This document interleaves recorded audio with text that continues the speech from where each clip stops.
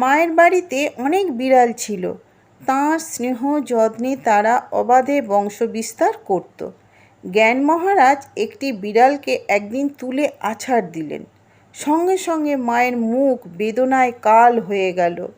পরে তিনি জ্ঞান মহারাজকে বললেন, দেখো জ্ঞান, বিড়ালগুলোকে মেরো না, ওদের ভেতরেও তো আমি আছি। এ কথা শোনবার পর থেকে জ্ঞান মহারাজ আর বিড়ালকে মারতে পারেন না।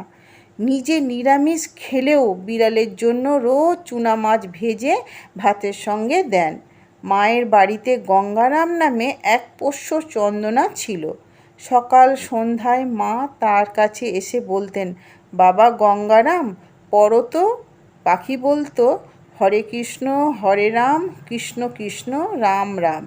শ্রীমায়ের মুখে শুনে শুনে ব্রহ্মচারীদের নামগুলো গঙ্গারাম ভালো করে শিখে নিয়েছিল।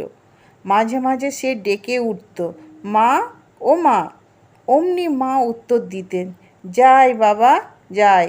পাখির মা বলে ডাকার অর্থ হলো তার খিদে পেয়েছে।